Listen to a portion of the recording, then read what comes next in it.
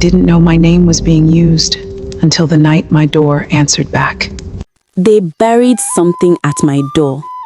I noticed it on the third morning, a small mound of sand right in front of my door. At first, I thought nothing of it. Maybe ants, maybe the rain pushed the dirt forward. I swept it aside with my foot and went on with my day.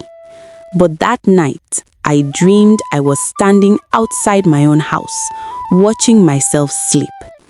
I woke up tired, not the normal kind of tired, the kind that feels like something had used your body and returned it without permission.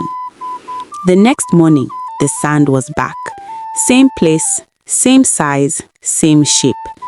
This time, I swept it properly. I poured water there. I even laughed nervously and said out loud, "Which kind nonsense is this?" But deep down, something felt wrong. That night, I heard footsteps, slow, bare, moving back and forth right outside my door. I wanted to shout. I wanted to scream, but my voice refused to come out. By the fourth day, things started going wrong. My phone cracked without falling. Food spoiled overnight.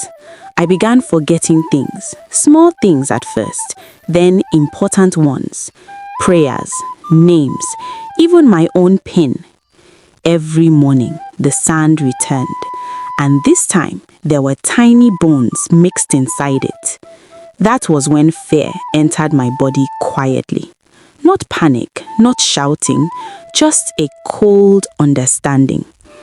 I remembered my grandmother's voice from years ago.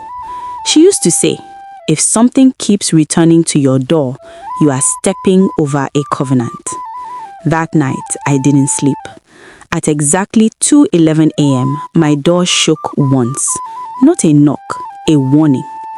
The next morning, I called a woman people called a spiritual mother. Not the loud kind, not the dramatic kind, the kind that doesn't rush but sees too much. When she arrived, she stood at the gate and refused to enter.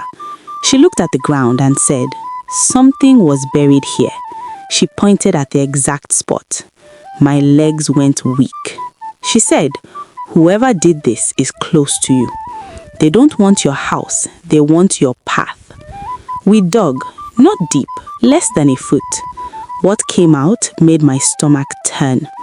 A small black cloth, red thread tied tightly around it, a paper with my full name written clearly, and a broken mirror split right in the middle. She covered it immediately, fast, urgent, and whispered, "Some things should never stay exposed." She told me, "Every time you stepped over this, you submitted without knowing. That was why I was tired. That was why my memory slipped. That was why my spirit felt heavy." She prayed, not shouting, not shaking, just authority, the kind that doesn't argue with darkness. That night, I slept like a child. No footsteps, no dreams, no fear, just peace. The next morning, I stepped outside. The ground was clean. No sand, no bones, nothing. Except one thing, a single footprint facing away from my door, as if whatever came had finally left. That was the day I learned something I will never forget. Not every attack comes loudly.